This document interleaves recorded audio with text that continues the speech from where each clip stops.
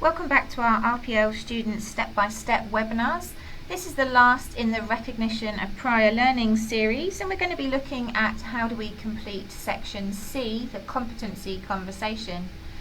So just a reminder of what we've achieved so far. So we've managed to navigate, accelerate, and we've identified that to access our learning, we go to Course Overview, Learning Plan, and we've navigated our way through and we've completed the Recognition of Prior Learning Declaration.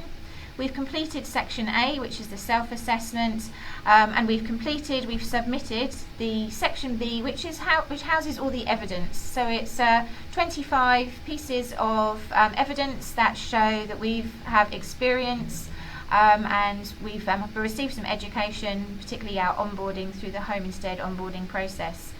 So Section C here. Now essentially Section C is predominantly actually for your trainers. So this holds the competency conversation that's going to occur between yourself and your trainer, where your trainer will highlight and identify all of your relevant skills and experience that you've accumulated in the caring industry with Home Instead to ensure that you've achieved each individual element required from the Certificate 3 in individual support in that ageing home and community stream.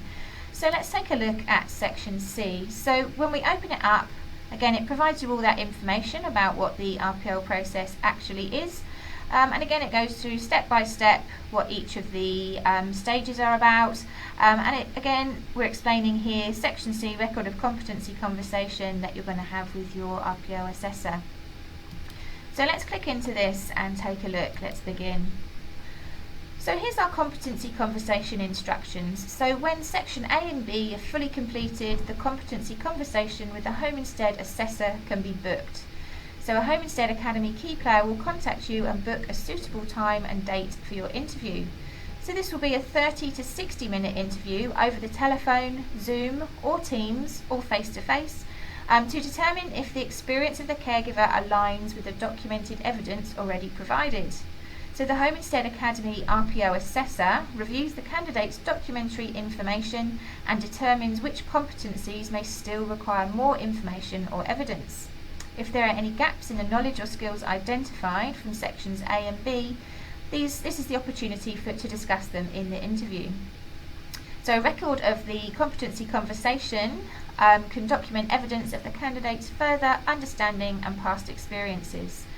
So you're going to find your documentation here for the competency conversation, and as I said, this is going to be guided by your trainer assessor, and they will talk you through the process and ask for you to give some real life experiences, obviously maintaining confidentiality. We don't need to know the names of any of your clients, but just asking you to explore and expand on information that can map against the Certificate 3.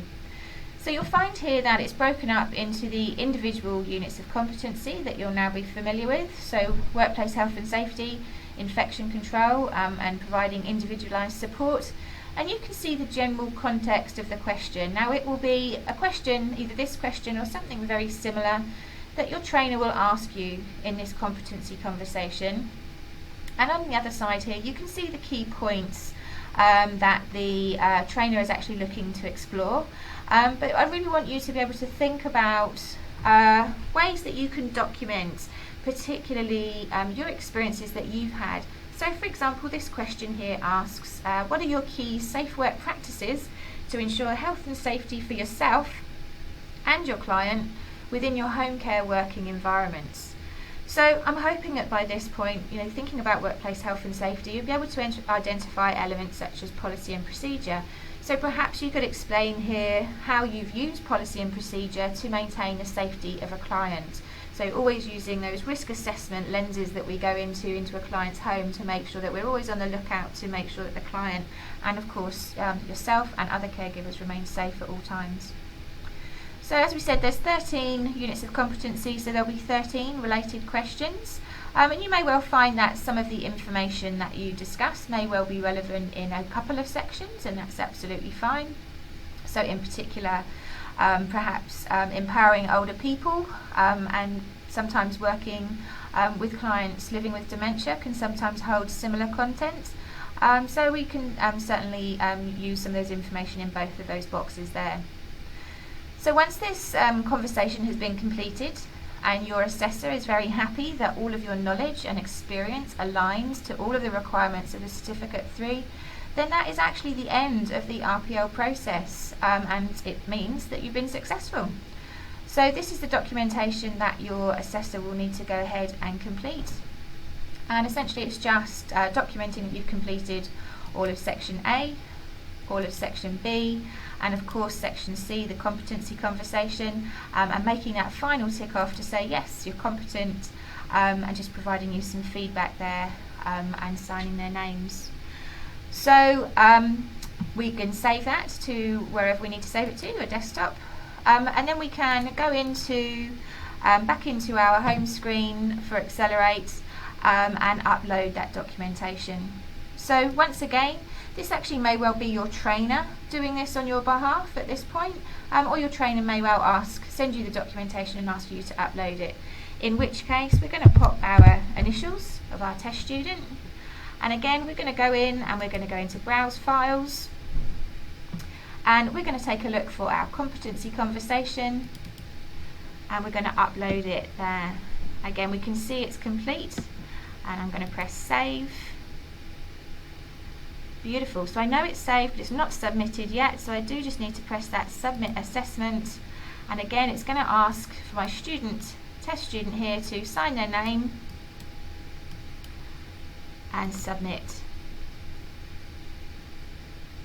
Okay, and we can see that has now been successfully submitted. So the course of action now for what's going to happen, so this will now go back to your trainer. They need to make sure that all of your documentation is now complete, that everything is signed. At this point you'll be invoiced. The invoice is for $900 for the recognition of prior learning program.